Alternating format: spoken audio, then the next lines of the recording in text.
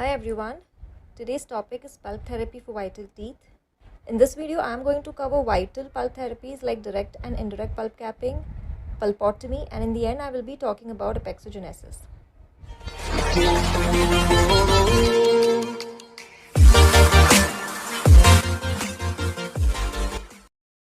So let us first understand what is meant by pulp therapy.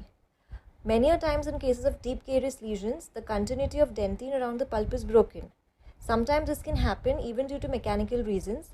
In such cases, we opt for pulp therapies. We cannot simply restore a tooth by GIC or composite, we have to go for pulp therapies. Let us begin with indirect pulp capping or IPC. In this procedure, what we do is we retain some amount of carious dentine in deeper areas of tooth. So basically you avoid pulp exposure. Okay, and then this is followed by placement of a suitable medicament and a restorative filling in the end. Now these materials or these medicaments which we use, they help in pulp recovery and saves the tooth. So basically the objective here is to arrest the caries process, helping in formation of tertiary dentine, thus remineralization of caries dentine, and ultimately saving the tooth. Now let us understand the rationale behind this treatment or this therapy. I hope you guys remember that caries dentine consists of two layers, an outer infected layer which is irreversibly denatured. This is a layer which should be removed by all means. Then there is an inner affected layer which is reversibly carious and remineralizable. So this should be preserved and remineralized. This is done by sealing it off with appropriate materials. This is exactly what we do in IPC. So this is the rationale behind this. Now the question is, when can we do IPC, or in other words, what are the indications of IPC? All the deep carious lesions which are close to but do not involve the pulp in vital, primary or permanent teeth.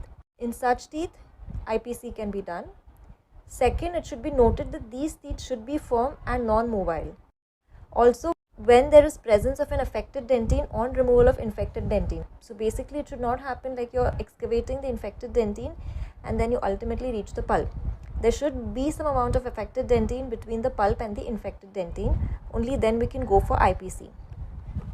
Let us see the contraindications. It's just going to be kind of opposite of the indications, such as when there is presence of pulp exposure or discoloration of tooth or tooth negative to electric pulp testing. In other words, non-vital teeth and mobile teeth. These are the contraindications of indirect pulp capping. Let us see how IPC is done exactly. So earlier it was a 2-appointment procedure where first local anesthesia is given and rubber dam is placed. This is done for good isolation and various other advantages. So this is going to be your standard line in all the pulp therapies.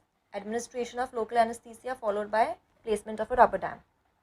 Following this, the cavity is entered with a high-speed handpiece. All the infected caries dentine is removed by excavation, but the affected one is retained in the cavity, of course. This is followed by placing a hard-setting calcium hydroxide followed by a temporary ZOE or zinc oxide eugenol filling. Then the patient is scheduled for the second appointment.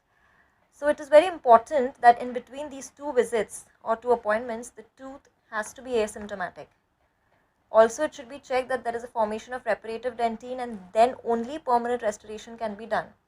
But if you encounter some caries even in the second visit, you have to make sure that without exposing the pulp, you get rid of this soft caries or the infected one and then repeat the procedure.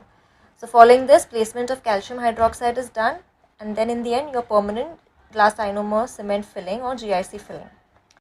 Now the most common form of calcium hydroxide that is used is a two-paste system. So these two pastes are a base paste and a catalyst paste. How is it mixed? So there are two techniques. One of the techniques is mixing them on a mixing pad such as we do for GIC, then carrying the paste to the cavity. But it is a fast setting paste with a very short setting time. So many a times what happens is while carrying the paste to the cavity, it sets. And then obviously you cannot put that in the cavity.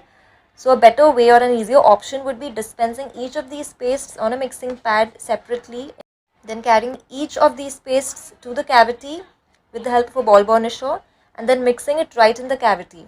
This technique works really well. So that was about IPC. Let us move on to the next pulp therapy, direct pulp capping or DPC. How is this different from IPC?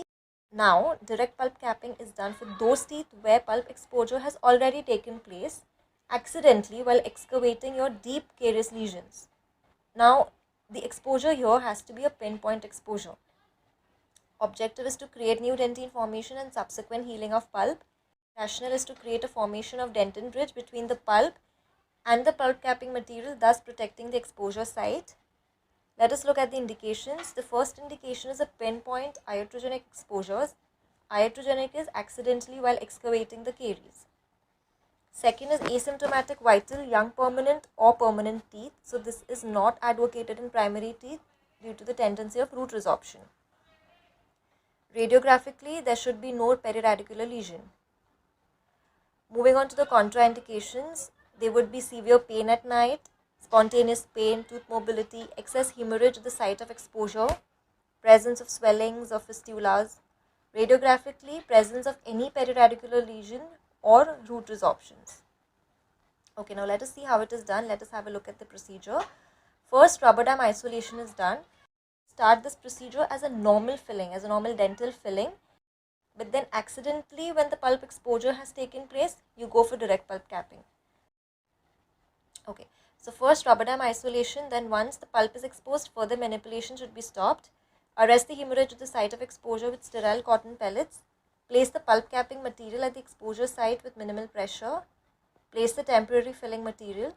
Now, the final restoration is ideally done once it is confirmed that the tooth is asymptomatic and dentine bridge has been formed. So, the two most commonly used materials are calcium hydroxide and mineral trioxide.